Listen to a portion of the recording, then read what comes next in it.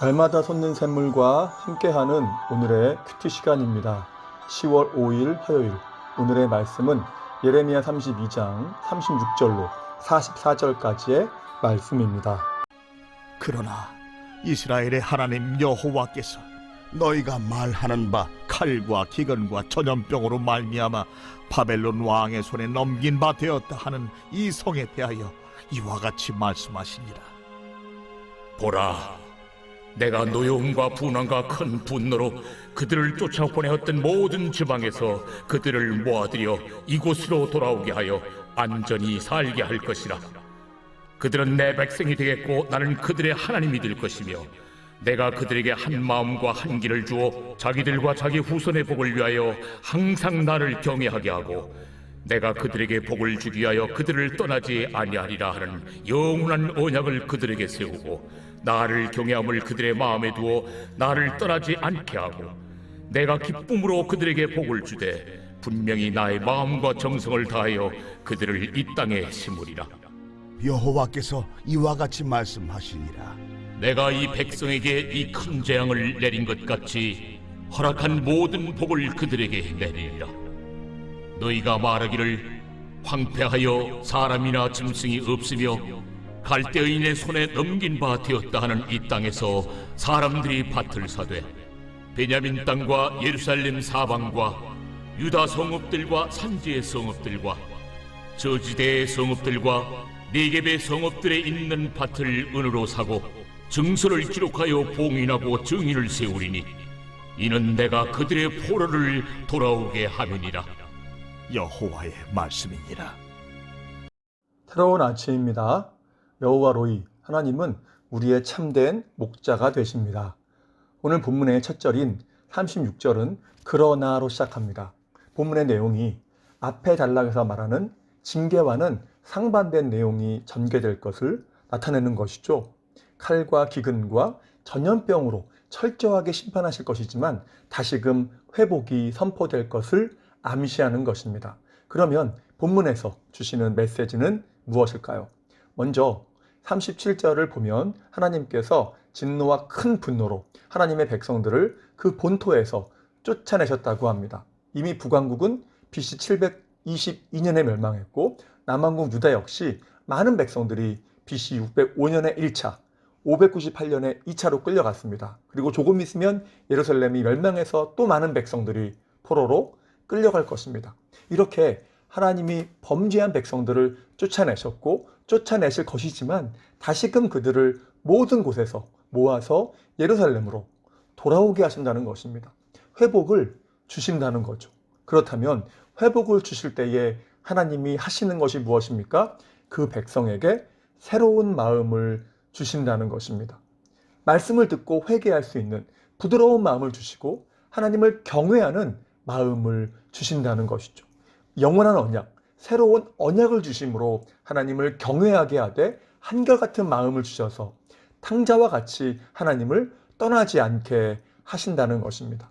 죄성으로 인해서 옛 언약에 실패한 우리를 위해서 하나님이 일방적으로 이루시는 새로운 언약을 주심으로 순종하게 하시고 우리를 하나님 나라에 이르는 그 시간까지 이끌어 가신다는 것입니다. 이를 성도의 견인이라고 하죠. 여러분, 이것이 얼마나 감사한 일입니까? 내 의로움으로 안 되는데, 내 힘으로 안 되는데 새 언약을 주셔서 회개하게 하시고 회복의 은혜를 주신다는 것이죠. 이러한 은혜가 무엇을 통해 주어졌습니까? 바로 주님의 십자가를 통해서 주어진 것입니다. 그래서 이제 우리는 십자가의 은혜로 인해 회개하게 될 뿐만 아니라 더 주님을 의지하며 신뢰하며 주님과 함께 믿음의 길을 걸어가게 되는 것입니다. 결국 본문의 말씀의 초점은 관계입니다. 하나님과 그 백성, 하나님과 우리의 관계를 이야기하는 것이죠. 하나님의 모든 관심은 늘 관계에 있습니다. 물론 탕자가 아버지를 떠났지만 아버지와 아들과의 관계가 끊어진 적은 한 번도 없는 것처럼 하나님과 그 백성들과의 관계가 끊어진 적은 한 번도 없습니다. 그러나 하나님의 백성들이 우상 숭배하며 범죄할 때 하나님과의 관계가 틀어지고 망가진 것이죠. 그런데 그렇게 손상된 관계를 회복시키기 위해서 하나님이 하신 것이 바로 징계였습니다. 이를 통해서 회개에 이르게 하시는 것이죠. 탕자가 모든 것을 상실했을 때에 돌이켰던 것처럼 그 백성으로 시련과 상실을 경험하고 회개하게 하시며 돌아오게 하시는 것입니다. 그래서 히브리서 12장 11절에서 이렇게 말씀하죠. 당시에는 징계가 슬퍼 보이지만 후에는 연단되어서 의와 평강의 열매를 맺는다. 징계로 인한 회개에는 열매가 있는데 그것은 달다는 것입니다. 그렇습니다. 오늘 본문은 범죄한 백성들에 대한 징계와 그들의 삶의 단순한 회복에 포커스가 있지는 않습니다. 우리는 징계와 회복 속에서 하나님이 의도하시는 바 그 마음을 읽어야 합니다. 무엇입니까? 관계의 회복이라는 것이죠. 징계 차원이든 단순한 연단 차원이든 고난과 시련 그리고 회복시키심 속에서 나타나는 하나님의 의도는 그 백성과의 관계의 회복이라는 것이죠. 왜냐하면 하나님이 가장 원하시는 것이 그 백성과의 온전한 관계이기 때문이죠. 그래서 본심은 아니지만 하나님은 때때로 그 백성을 징계하시는 것입니다.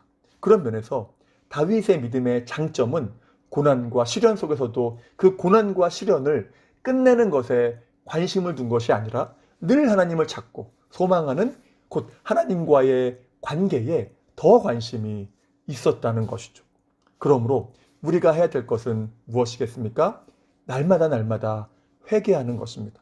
이러한 회개는 하나님과의 관계 손상을 방지할 뿐만 아니라 틀어진 관계를 회복시키는 원동력이 되죠. 예레미야서에서 강조되는 것이 무엇입니까? 백성들의 범죄와 징계 그리고 하나님의 은혜로 인한 회복입니다. 그리고 그 징계와 회복 사이에 있는 것이 바로 회개라는 것이죠. 하나님은 그 백성의 관계 유지와 회복을 위해서 이 회개라는 것을 사용하십니다. 이스라엘 백성들과 하나님과의 관계가 망가진 이유도 무엇입니까? 회개가 없었기 때문입니다. 그래서 하나님은 고난과 시련의 풀무불을 통해서 회개하게 하시고 하나님을 갈망하게 하심으로 온전한 관계로 만들어 가시는 것입니다. 그런데 죄에 대한 뉘우침과 돌이킴이라는 회개가 우리 힘으로 온전하게 되던가요? 그렇지 않죠. 이러한 회개의 은혜는 새 언약인 십자가를 통해서 주시는 은혜이기 때문에 날마다 우리는 그 은혜를 간구해야 하는 것입니다. 회개 역시 은혜의 영역이라는 것이죠. 물론 회개가 은혜의 영역이라고 해서 회개를 거부할 때의 책임이 면제되는 것은 아닙니다. 그래서 회개의 은혜를 간구해야 되지만 또한 우리는 힘쓰고 애써서 회개해야 되는 것이죠. 아무튼 이러한 온전한 회개를 통해서 우리와 하나님과의 관계는 유지되어지고 또 틀어진 것은 회복되어 갑니다. 그리고 하나님의 모든 관심은 그러한 그 백성들과의 관계에 있다는 것이죠. 그래서 주시는 말씀이 본문 38절입니다. 그들은 내 백성이 되겠고 나는 그들의 하나님이 될 것이다. 하나님과 우리의 관계를 이야기하죠. 우리와 하나님과의 관계를 온전한 관계로 만들어 가시겠다는 것입니다. 왜입니까? 하나님이 우리의 모든 것이 되시며 진정한 복이기 때문입니다. 그래서 39절에서 42절에 계속 복이 언급되죠. 이러한 복을 이야기하면서 말씀하는 것이 무엇입니까? 하나님을 경외하며 떠나지 않는 연합된 관계를 이야기하는 것입니다. 그 자체가 하나님 자체가 그 하나님과의 관계 자체가 복이라는 것입니다. 세상 사람들은 행복, 해피니스라는 복을 추구하죠. 그런데 이것은 해픈, 곧 우연히 주어지는 복이기 때문에 받을 수 있을까 해서 전전긍긍합니다. 그러나 하나님의 백성은 참된 복, 블레싱이라는 복을 추구합니다. 이것은 십자가의 은혜를 통해서 주어지는 복이기 때문에 우리는 전전긍긍할 필요가 없는 것이죠. 십자가를 붙들고 회개하며 우리 주 예수 그리스도를 소망하는 모든 자들에게 필연적으로 임하는 복이라는 것입니다. 물론 세상적이고 육적인 복도 중요하죠. 그리고 이러한 육적인 것조차도 하나님께 구한다는 면에서 그것은 매우 영적인 일입니다. 그럼에도 우리는 하나님이 우리의 진정한 복이 되심을 기억해야 합니다. 하나님이 우리의 하나님이 되시고 우리는 하나님의 백성이 될 때 그때가 가장 복된 상태라는 것입니다. 그래서 시편 144편 15절에서 말씀하지 않습니까? 이러한 백성은 복이 있나니 여호와를 자기의 하나님으로 삼는 백성은 복이 있도다. 물론 이것은 내가 하나님과의 관계를 결정한다는 것은 아닙니다. 단지 내가 얼마나 하나님과의 올바른 관계 속에서 하나님을 소망하며 의지하는 백성이 되고 있는가라는 것을 이야기하는 것이죠. 그러므로 날마다 온전히 회개함 속에서 하나님을 떠나지 아니하고 경외하는 온전한 관계가 되어서 그리스도 안에 있는 모든 복을 온전하게 누리시는 복된 인생 되시기를 주님의 이름으로 축복합니다. 자, 그러면 다 같이 주기도문을 하시고 주신 말씀을 붙잡고 간절하게 기도하도록 하겠습니다. 하늘에 계신 우리 아버지, 아버지의 이름을 거룩하게 하시며 아버지의 나라가 오게 하시며 아버지의 뜻이 하늘에서와 같이 땅에서도 이루어지게 하소서. 오늘 우리에게 일용할 양식을 주시고 우리가 우리에게 잘못한 사람을 용서하여 준 것 같이 우리 죄를 용서하여 주시고 우리를 시험에 빠지지 않게 하시고 악에서 구하소서. 나라와 권능과 영광이 영원히 아버지의 것입니다. 아멘.